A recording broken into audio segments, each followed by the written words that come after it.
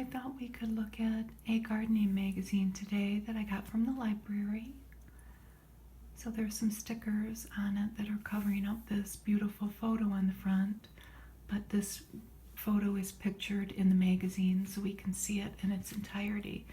This is Fine Gardening, and this is the April 2022 edition. And the beginning of this magazine is mostly peppered with ads. A lot of them are very pretty, like this one for a Hartley greenhouse, but in the back they have a lot of beautiful plant photos and the names of the plants. Look at this beautiful tulip. They have a whole article about hybrid tulips in this magazine that we'll see. Look at this. This is Proven Winners, Mamma Mia, it says. And this is the Oh So Easy Italian Ice Rose. Isn't that beautiful? Look at the planter and that beautiful scene in the background. So that's lovely. There's a beautiful ad for a daylily farm.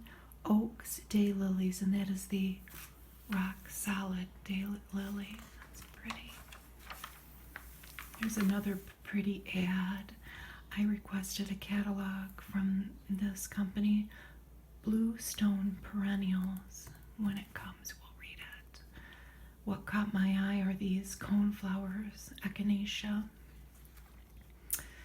I've never seen any like that before, and those do very well in my yard, so I'm assuming that that variety would too. That is Echinacea Prima Saffron. I've never seen them that color before.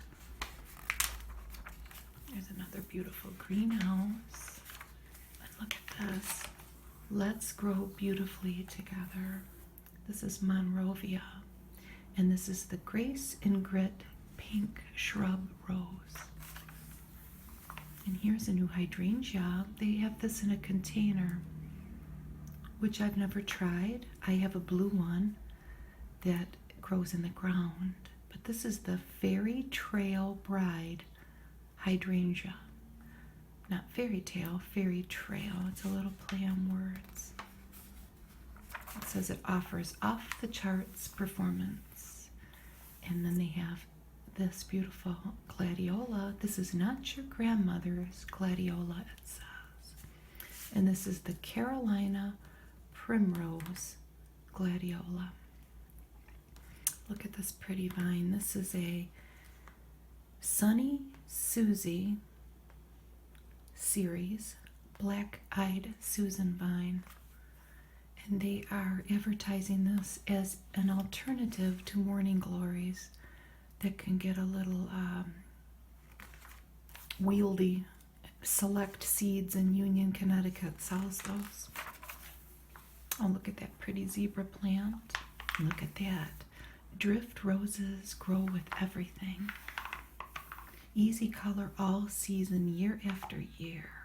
I like it. Nice.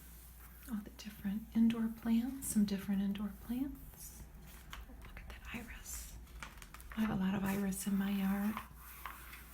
They have a whole article on what causes boxwood blight, common shrubs that people trim, defoliation, cankers, and leaf spots. There's all different tools. There's a quiet leaf blower with ergonomic design. And look at that saw, the most versatile saw you're not using. There's a fruit picker. Look at that knife, saw knife. Look at, I just thought this was an interesting chip drop. Free weed control. Go to for free wood chips at chipdrop.com. I didn't go on it. Somebody check it out with this lady's beautiful garden photo of the day. This is in Georgia, and she has used a stump to provide interest in her garden. Those are cool. Smart pot. It's a bag. It says unfold, fill, and plant. You can just carry them around. And here are the species tulips. This one's called Turkestan tulip, and they say it pairs well with daffodils, and I can see that. This is flax-leafed tulip. Late tulip brightens the garden with star-shaped stems. Isn't that pretty? They do look like stars, don't they? And Praystan's tulip, they have two different colors, and it provides a taller option for beds and borders. These are all lady tulips. Do you see the shape of them? Lady Jane, lady tulip, Tinka, Cynthia, and Tubergen's gem. That one's beautiful. This is a Badalini tulip. It adds a pop of color to rock gardens and arid locations, and this one's so beautiful. Lilac Wonder. Candia tulip. It delivers an easygoing beauty with lilac pink blooms. It's so lovely. And here we have Kolp-Akowski's tulip. It sports cherry blooms that are great for massing. These are all low-growing tulips. And this is a Latin name, Alba Corulia aculeata. That's pretty white. That's Persian pearl, and that's Samantha. And they're tipped for bulb growing, which will be in the fall, for tulips anyway. Protect your assets. They are suggesting to crush up oyster shells and sprinkle them around to keep whatever little rodents you have in your yard, chipmunks and squirrels and whoever may be lurking about. They feature a residential garden here, a garden that peaks in spring. This is in British Columbia, and it's a 1913 home, and they suggest to provide a framework of evergreens. So a lot of what we see blooming here provides a beautiful evergreen backdrop once it's done flowering. This home has several buildings. They show a little map in a couple pages. I don't know if this is the guest house or what, but here they have their evergreen perennials, rosemary, thyme, and a yucca. And it provides texture year-round. Here they have their things numbered, a dwarf Japanese maple, and number 2 is Sissinghurst white lungwort, which goes by the Latin name pulmonaria, like pulmonary. I thought that was funny. I want to try this Jack Frost brunera. It says it has tiny blue flowers that bloom for months. I don't know. Japanese iris, that's the tall thing here. And then number 5 is all gold Japanese forest grass. It's pretty. It provides a very bright pop there. And then they have Golden Gate Rhododendron. Here's that picture from the cover, but unbridled by stickers. Isn't that beautiful? And here's the map of their gardens. This is actually in Victoria, British Columbia. So they have a cypress border. It's a summer house, stone walkway. This is the front porch. Those stone pillars are here. The patio, the main house, and the garage. And here are the favorite spring stars. There's a spider azalea, leather leaf viburnum. My neighbors have that, but it's not white, it's pink. At least it looks like that. A fire glow euphorbia. That looks very beautiful. And here's a rhododendron, the Honorable Jean-Marie de Montague, Corsican hellebore, and honeybush. Isn't that pretty? A natural succession of blooms from plant to plant prolongs the already long-lasting effect of spring and extends the season over several months. More beautiful photographs. and they have a whole section about propagation from cuttings. And it says here, begonias are among the easiest plants to grow from cuttings, and I want to try it this summer. I never knew that about begonias. And here they explain the process of what happens if the plant forms a wound and the roots grow, hopefully, if you're having some success. And they show the movement of auxin, which is the hormone that the plant produces.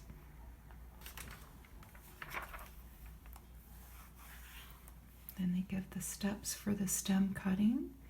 Always clean what you're going to cut the stem with. I know that. And then they've made a little, like a mock greenhouse here to keep the humidity right, to get things going. Here they explain that you can make cuttings from stems with certain things. I am going to try the begonia thing though. Alternatives to problem plants, ground covers for shade. So let's look at they're going to show a problem plant and then an alternative plant. And the problem plant here, they're saying, and this is a common thing in my area, lily of the valley. The alternative is golden ragwort, or they also show wild ginger, or purple poppy mallow. I have a pink mallow, and it does spread all over the place. I have this all over my yard. It's bishop's weed, also called by some people in my neighborhood, the elders, so to speak, snow on the mountain. The alternative, and it does spread all over. The alternative they're suggesting is Halcyon hosta, Jack Frost brunera, or again, lungwort, our pulmonaria. The problem plant here that they show is ajuga. And isn't this pretty? The alternative is Meehan's mint. That's beautiful. Or mazes, or Serbian bellflower. So pretty. The problem plant that they feature up here is blue sedge, which they are now classifying as invasive in North America. I guess it came from Europe. The alternative that they're suggesting people grow is Pennsylvania sedge, just down here, or bristleaf sedge, or all gold Japanese forest grass. Sound beautiful? The problem plant that they are featuring here is also common here in my neighborhood, Japanese pachysandra, if I'm saying that right. The alternative is Allegheny spurge, which is another form of that same plant, or Quamash, or Bergenia. Here's how here's probably how all of the different ground covers spread, either through ascending roots, rhizomes, stolons, or maybe it's called stolons, or seeds. The trick is to keep it under control. Sometimes it's hard. The problem plant here, we used to have this in the backyard, creeping buttercup, but the alternative here, look at this, foam flower. It's so beautiful. I've never heard of it, but it says if you live in the Midwest to add organic matter to the soil to get it going to probably look like that, or epimedium, or Carmina Cambridge geranium. The problem plant up here, and I also have this in my yard, is periwinkle, and the alternative they suggest is golden star, or, and that's really pretty, yellow corydalis, or spring cinquefoil. The problem plant here is spotted dead nettle, and they suggest as an alternative Herman's Pride Yellow Archangel, or this, which I have so much of this. If you plant one, it will give you plants forever. But we call it wild geranium, and they're calling it bloody geranium here. Or the other alternative is Japanese painted fern. The next problem plant, and the last one, is Chameleon Plant. And the alternative is plumbago, or this creeping time, albus, or water-perry blue speed well. And now we have perennial and shrub upgrades. So they're going to show us a classic and then the upgrade, so the new and improved version, so to speak. Here we have the classic Lord Baltimore, hardy hibiscus, and this is the upgrade is cranberry crush hibiscus. And these are more compact than the classic.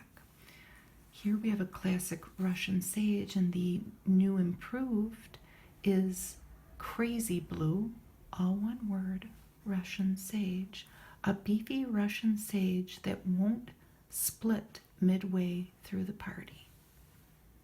And here is an improvement on boxwood, new gen Independence boxwood. Blight and leaf miners are no problem for this naturally resistant evergreen. Here they have the classic Evercolor Everest Japanese sedge. And here's the upgrade Feather Falls sedge. Isn't that beautiful? And here's an article about how they test plants to see if it's going to succeed, all the trials that it has to go through, and how sometimes that doesn't work out and people get burned. These, I think you say it Heuchera, but they're coral bells. That's what we would call them. The classic is Palace Purple, but the upgrade is Northern Exposure Black. And it has a hardier disposition, it says. Here's the classic Fire Witch Dianthus. The upgrade is Vivid Bright Light Dianthus, and it's to bloom well beyond spring. Here is the classic David Garden Phlox, and this upgrade is resistant to powdery mildew, and it's fashionably early crystal phlox. Here we have, oh boy, I'm not going to be able to say this, Gracillus miscanthus, and then the upgrade is Scout, and that's trademarked. Same graceful appearance without the invasive tendency. If you've ever planted any of these grasses, you know exactly what they mean.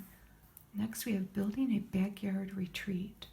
This sustainable landscape was designed with ecology, structure, and sensory elements in mind. Look at that. Isn't that pretty? And this is in Ohio.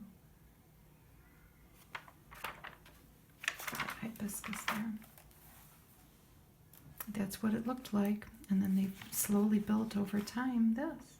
And they're giving this an ecological approach. Design for rewarding daily interactions, create destinations, enthrall the senses, and express your personality. These are some of the suggestions that they're giving. And then they talk about building an ecological pond with sheltered seating. Look at how pretty that is. Now they have some improved favorites for each region of the United States. They start in the Northwest. Burgundy Jewel Vine Maple, Frost Kiss Anna's Red Hellebore, Lumen Gold Fountain Grass, that's pretty, and Perfume Princess Daphne. These are all for California. This one really stands out. Look at that. Blue Huron Corydalus, Prairie Fire Vine Maple, Purple Haze Catmint, and Cavitine Japanese Andromeda.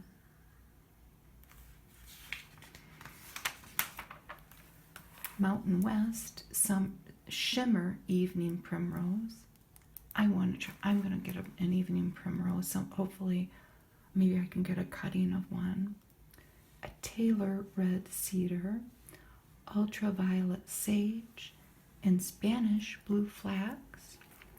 These are for the Midwest. This is where I live. Red Pygmy Flowering Dogwood, Sugar Shack Buttonbush, and Euphoria Ruby Joe pieweed. And fast forward pink muhly grass. Wow, look at that pink grass. That's cool. We have the Southern Plains, hot pink wonder ice plant, summer carnival hibiscus, blue butterflies bluebeard. Look at that. They're in general underutilized in American landscapes. I've never even heard of it. Jazz hands, variegated Chinese fringe flower. Look at that. And these are in the south. Oh, look at that dahlia. Gallery Pablo dahlia. Vincent kiwi vine. That's so beautiful. Brindabella purple prince rose. And Pugster trademark. Amethyst butterfly bush.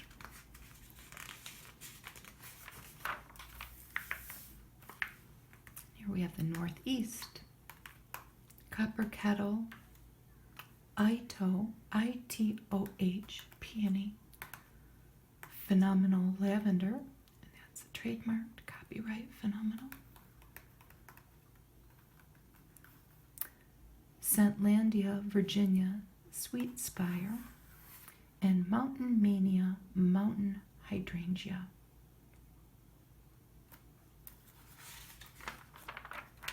At the back, look at all these beauties. It says captivating combination. Number 1 is wood sorrel. Number 2, sweet woodruff. And number 3 is Augustine's rhododendron. And this was from the garden that they featured in British Columbia from those homeowners. Then they have an ad for some plant food, Osmocote. And I thank you for joining me today for this video, and see you next time. Bye.